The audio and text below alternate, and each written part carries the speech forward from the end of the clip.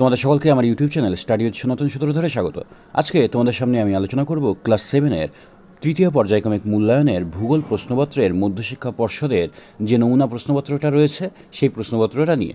দেখো, প্রথম প্রশ্ন তোমাদের কি বলেছে, পৃথিবীর কক্ষপথটি হলো বৃত্তাকার, উপবৃত্তাকার, রৈখিক না চৌকাকার? এটা তোমার উপবৃত্তাকার হবে। বড়দিন দক্ষিণ গোলার্ধে কোন ঋতুতে হয়ে থাকে বলো তো? এটা কিন্তু গ্রীষ্ম ঋতুতে হয়ে থাকে। নিরক্ষরেখার মান আমরা সবাই জানি, নিরক্ষরেখার মান হয় 0 ডিগ্রি। দিল্লি, কলকাতা, এলাহাবাদ, আহমেদাবাদের ওপর দিয়ে দ্রাঘিমা রেখা ধরা হয়েছে, এটা কিন্তু এলাহাবাদের ওপর দিয়ে। বায়ু শীতল হলে কি হয় বলো তো? বায়ু শীতল হলে চাপ তোমার বাড়ে। বায়ুর চাপ মাপার যন্ত্রের নাম কি? ব্যারোমিটার। পর্বতের আকৃতি কীরকম হয়? ত্রিকোণাকার। দুটি পর্বতের মাঝের নিচু অংশকে কি বলা হয়? তোমার নিচু অংশকে বলা হয় উপত্যকা। আন্তর্জাতিক নদী একাধিক দেশের মধ্যে দিয়ে প্রবাহিত হয়। একাধিক কিসের মধ্যে দিয়ে? একাধিক দেশের মধ্যে দিয়ে প্রবাহিত হয়। নদীপথে ঢাল বাড়লে নদীর শক্তি কি হয় বলো তো? নদীর শক্তিও কিন্তু তোমার বেড়ে যায়। পৃথিবীর মোট ভাগে জলের কত ভাগ সাধু জল বলো তো? তোমার 3 ভাগ হলো সাধু জল। ব্ল্যাকফুট ডিসিজ কেন হয়? কিসের কারণে হয়? এটা তোমার আর্সেনিকের কারণে হয়। তারপর এটা কী বলেছে দেখো, 2011 সালে কি হয়েছিল, কোথায় পরমাণু দুর্ঘটনা হয়েছিল? এটা কিন্তু জাপানের ফুকুশিমায় হয়েছিল। তারপরে একটি শস্যের বহুবার চাষের ফলে কি হয়? এটা কিন্তু উর্বরতা কমে যায়। পৃথিবীর বৃহত্তম বনভূমির নাম কি? এটা তোমার সেলভা বনভূমি।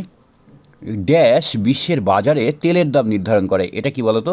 এটা কিন্তু এই যে ওপেক একটা তৈল সংস্থা, এটা কিন্তু সারা বিশ্বের তেলের দাম কিন্তু তোমার নিয়ন্ত্রণ করে। এবার দেখো কি বলছে, ড্যাশ তারিখে সূর্য থেকে পৃথিবীর দূরত্ব সব থেকে কম হয়, এটা কত তারিখে হবে? তোমার 3ই জানুয়ারি।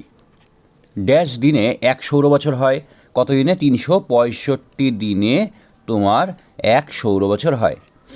ড্যাশ শহরে রয়্যাল অ্যাস্ট্রোনমিক্যাল অবজারভেটরি অবস্থিত, কোথায় বলো তো? ব্রিটিশ যুক্তরাষ্ট্রের রাজধানী তোমার লন্ডন শহরে। মূল মধ্যরেখার মান কত? আমরা সবাই জানি মূল মধ্যরেখার মান হলো তোমার 0 ডিগ্রি। সমুদ্রপৃষ্ঠে বায়ুচাপ কত বলো তো? এটা কিন্তু তোমার 1013 পয়েন্ট তোমার 25 মিলিবার।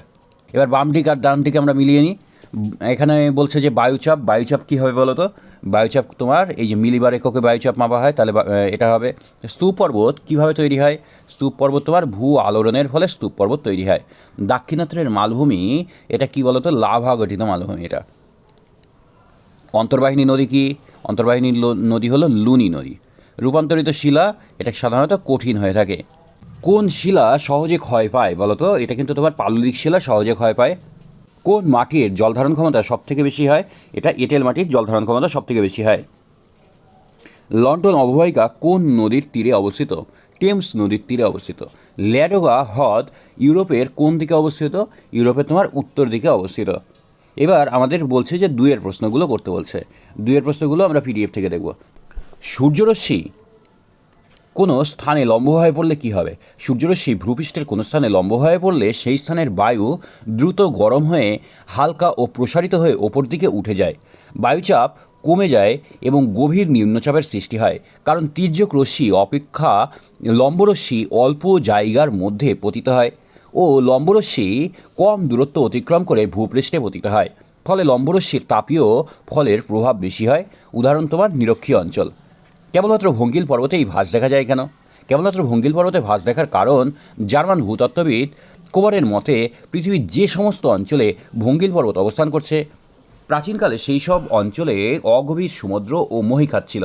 পরবর্তীকালে গিরিজনী আলোড়নের প্রভাবে দুটি পাত পরস্পরের দিকে এগিয়ে আসলে পাত দুটির মাঝে অবস্থিত মহীখাত সঞ্চিত পলিতে প্রবল পার্শ্বচাপের সৃষ্টি হয়। পার্শ্বচাপের কারণেই পলিরেশি ভাঁজ খেয়ে ওপরের দিকে উঠে আসে এবং ভঙ্গিল পর্বত সৃষ্টি হয়। তাই ভঙ্গিল পর্বতে ভাঁজ দেখা যায়। অন্যান্য পর্বত সৃষ্টিতে এইরূপ পার্শ্বচাপের প্রভাব দেখা যায় না, তাই কোনো ভাঁজ সৃষ্টি হয় না। তবে যে সকল ভঙ্গিল পর্বত ক্ষয় পেয়ে ক্ষয়জাত পর্বতে পরিণত হয়, সেই সকল ক্ষয়জাত পর্বতের ভাঁজ অবশিষ্ট থাকে। তুমি তোমার বাড়িতে জল দূষণ প্রতিরোধে সাহায্য করতে পারো এমন 2টি কাজের নাম বলো তো? জল দূষণ রোধে একজন ছাত্র বা ছাত্রী হিসেবে আমি যা করতে পারি তা কি বলো তো? দরকার পড়লে জলের কল বন্ধ রাখবো, এতে বিশুদ্ধ জলের অপচয় কম হবে, অন্যদিকে দূষিত জলের পরিমাণও কমবে। তারপর দেখো পরিবেশ বান্ধব জিনিস, অর্থাৎ পরিবেশের যেগুলো ক্ষতি করে না এমন জিনিস, কম ক্ষার বা ক্ষারহীন সাবান, শ্যাম্পু, ডিটারজেন্ট আমরা এগুলো ব্যবহার করব। তারপর কি বলতে পারো করতে পারো যে বাড়ির নোংরা আবর্জনা, তরল বজ্র নির্দিষ্ট এমন জায়গায় ফেলবো যাতে কোনোভাবেই তা বিশুদ্ধ জলকে দূষিত করতে না পারে। তারপর বাগানে, পুকুর পাড়ে, কুয়োর চারপাশে, নলকূপের নিকাশি নালার ধারে ফুল, ফল, শাকসবজি গাছ লাগাবো। এতে দূষিত জল অনেকটাই পরিশোধিত হবে এবং মাটির ক্ষয়ও কমবে। আচ্ছা বলো তো পোল্ডার ভূমি কি? এটা কিন্তু পোল্ডার ভূমি হবে, হ্যাঁ, এটা একটু ভুল হয়েছে। আচ্ছা, পোল্ডার ভূমি কথার অর্থ নিচু জমি। উন্নত প্রযুক্তিবিদ্যার সাহায্যে অগভীর সমুদ্র বা জলাভূমি থেকে উদ্ধার করা নিচু সমতল ভূমিকেই পোল্ডার ভূমি বলা হয়। নেদারল্যান্ডের উত্তর পশ্চিম দিকে জুইডার জি উপসাগরে অগভীর অংশে উঁচু কংক্রিটের বাঁধ নির্মাণ করার পর সমুদ্রের জল অপসারণ করে বিস্তীর্ণ নিম্ন সমতল ভূমিকে কৃষি ও বসবাসের উপযোগী করে তোলা হয়েছে। নেদারল্যান্ডের প্রায় 3,000-এর বেশি ছোট বড় পোল্ডার ভূমি আছে। এদের মধ্যে জুইজার্সি হলো সবচেয়ে বড় প্রকল্প। এবার বলেছে দেখো অক্ষরেখার চিত্র অঙ্কন করো এবং অক্ষরেখার দুটি বৈশিষ্ট্য তোমাকে লিখতে বলেছে। আচ্ছা, অক্ষরেখার তোমাকে সবার ফার্স্টে কী করতে হবে? চিত্র অঙ্কন করতে হবে। দেখো চিত্রটা দেখে নাও, এই যে এই চিত্রটা তোমরা অঙ্কন করবে। অঙ্কন করার পর করা হয়ে গেলে তার নিচ থেকে তোমরা বৈশিষ্ট্য লেখা শুরু করবে। দেখো বৈশিষ্ট্য কী লিখবে? দেখো তোমরা বিস্তার পয়েন্ট করতে পারো। বিস্তার পয়েন্ট করে তোমরা করবে যে অক্ষরেখাগুলি পৃথিবীকে পূর্ব পশ্চিমে বেষ্টন করে আছে। বা তুমি আকৃতি দ্বিতীয় পয়েন্ট করো, 2 মেরুবিন্দু ছাড়া বাকি সব অক্ষরেখায় পূর্ণবৃত্ত ও পরস্পর সমান্তরাল। পরিধি যদি পয়েন্ট করো, দেখো এটা কী হবে? সব অক্ষরেখার পরিধি সমান নয়, অক্ষরেখার পরিধি নিরক্ষরেখা থেকে মেরুর দিকে ক্রমশ কমে যায়। কৌণিক পরিমাপ পয়েন্ট করলে 2 মেরুবিন্দু ছাড়া প্রতিটি অক্ষরেখার কৌণিক মান 360 ডিগ্রি। ঠিক আছে। নিত্যবহ ও অনিত্যবহ নদীর তুলনা, অর্থাৎ পার্থক্য লিখবো আমরা। দেখো পার্থক্যটা দেখো কি বলছে, যে নদীতে সারা বছর জল থাকে তাকেই নিত্যবহ নদী বলে। ঠিক আছে। আর যে নদীতে সারা বছর জল থাকে না তাকে কি বলবো? অনিত্যবহ নদী। তারপরে কি বলবো? যে নদীগুলো বরফ গলা ও বৃষ্টির জলে পুষ্ট হয়, নদীগুলো বৃষ্টির জলেই পুষ্ট হয়। আর নৌ পরিবহন সারা বছর নিম্ন গতিতে প্রবাহে নৌ পরিবহনযোগ্য। আর বর্ষাকাল ছাড়া এইগুলোই কিন্তু নৌ পরিবহন অযোগ্য, মানে নৌকা পরিবহন করা যায় না। আচ্ছা, নদী খাতের গভীরতা বেশি হয়, আর নদী খাতের গভীরতা এখানে কম হয় কিন্তু অনিত্যবহ নদীতে। নদীগুলো চিরপ্রবাহী, তাই জলবিদ্যুৎ উৎপাদনে উপযোগী, অর্থাৎ সারা বছরই তোমার জল থাকে, সেই জন্য জলবিদ্যুৎ উৎপাদন হয়। আর এখানে কিন্তু জলবিদ্যুৎ উৎপাদনে অনুপযোগী, কারণ শুধুমাত্র বর্ষাকালেই জল থাকে আর বাকি সময় কিন্তু থাকে না।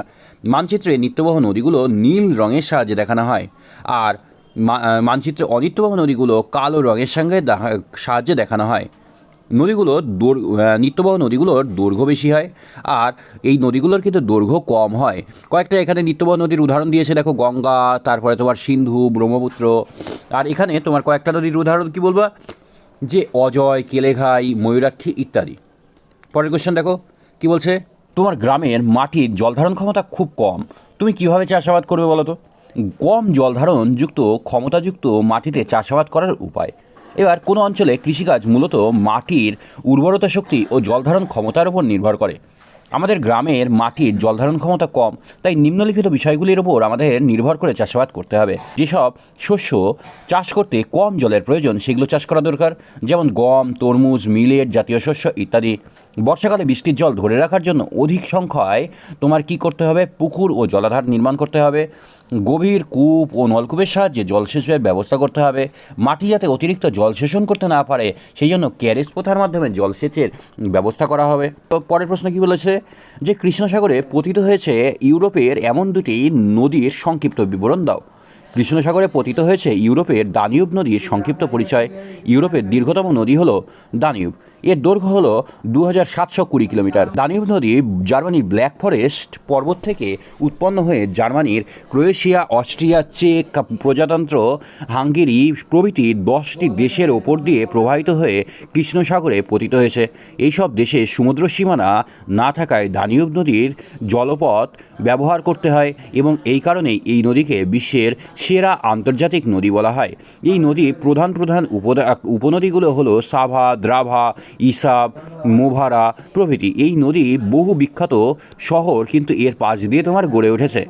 যেমন অস্ট্রিয়ার ভিয়েনা, হাঙ্গেরির বুদাপেস্ট, সার্বিয়ার বেলগ্রেড প্রভৃতি। তোমাদের যদি ভিডিওটা ভালো লাগে তাহলে অবশ্যই লাইক, শেয়ার এবং সাবস্ক্রাইব করো এবং ভিডিওটা বেশি পরিমাণে শেয়ার করো। ধন্যবাদ সকলকে।